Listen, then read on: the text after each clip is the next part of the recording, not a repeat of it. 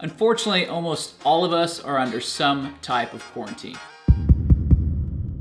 And while this allows for more quality time with your partner, it can also lead to, well, you know. I mean, listen, I'm not gonna lie to you. There were times I just wanted to kill her. We took a vow, in sickness and in health, which in today's times basically means in quarantine and in health. For those of you who haven't heard, China's divorce rates skyrocketed after their quarantine. And this was because couples were spending much more time together than they were accustomed to. We see the quarantine as an opportunity to become closer rather than crazy. Yay! So here are 7 tips on how not to kill your spouse during quarantine. Okay, first up, practice empathy. These are very stressful times, and you may find moments where one of you is stressed out while the other one is calm.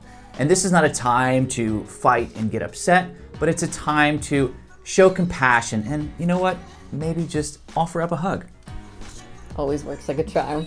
If you're scared or you're fearful or you just need some space, take the time to tell your partner, hey, I just need a moment right now. Or maybe, I could really use a hug, I'm scared. And your partner will be there for you. Overall, communicating how you feel to your partner will help eliminate any misunderstandings during this trying time. Okay, secondly, you want to be proactive and address conflicts before they arise. You know, a lot of couples aren't used to spending so much time together because one or both go off to an office during the day. If you would you walk us through a typical day for you? And they come back at night and they have a wonderful dinner together. What you need to do during this time is basically schedule some time to talk about maybe some potential conflicts.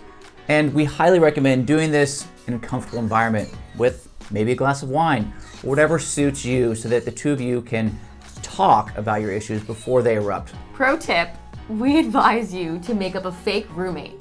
We've named ours Cheryl. So if there are dirty dishes in the sink or if the house hasn't been vacuumed, we can blame it on Cheryl. Cheryl! Cheryl. This takes away any pressure from the actual couple, and that way we can calmly address situations without getting crazy. And add some humor into things. Number 3 is to create space and boundaries.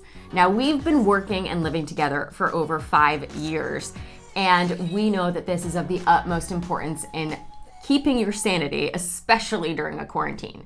So if you can divide and conquer, try having your spouse take the kitchen and you take the bedroom to work, but divide your space and have it be protected.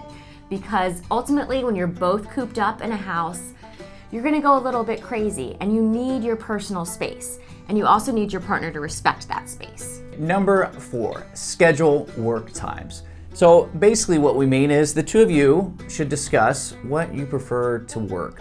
I am more of a morning person and Coco is more of an afternoon, evening person. Not a morning person for sure. And just having a discussion on when you work and what you prefer to do will prevent any consternation between the two of you. Number 5 is my favorite part. Don't forget to date. Now, you might be spending a lot of time together, but it might not be quality time. So while you might not be able to go out to your favorite restaurant, you can still get dressed up and have a night together cooking. One night, Scott and I danced to Jack Johnson and it just made my day. I felt like we were on a date again. So even though you can't do your typical date nights, you can bring them home and get creative. And this is so important for you and your spouse to stay connected during this time. And during this quality date time, no phones. There's just too much negative news and information coming at us. This is the time to turn the phones off and just focus time on the two of you. Okay, number 6, while we talked about date time with each other, you also need to have date time with yourself. That's right, allocate me time. So because the two of you are going to be spending so much time together in the same close quarters, you need to have some self-care time, some personal alone time. This could be reading a book, watching your favorite show, whatever it is that you want to do, but make sure you make that a priority as much as you make a priority to spend time with each other. You gotta treat yourself by yourself. We've noticed that if we take the time to treat ourselves to self-care, we come back to the relationship with more energy and more love for each other. And our last tip for surviving a quarantine with your spouse is to plan ahead. Now, usually we have trips on the calendar or dates on the calendar, and right now it can be kind of sad to not have anything to look forward to. So what we've done is we've scheduled date nights and exciting stand-up comedy nights where we put things like Tom Segura on the calendar, or we recently did a little dance party with Cascade on Instagram Live. And when we put these things on our Google Calendar, we have something to look forward to.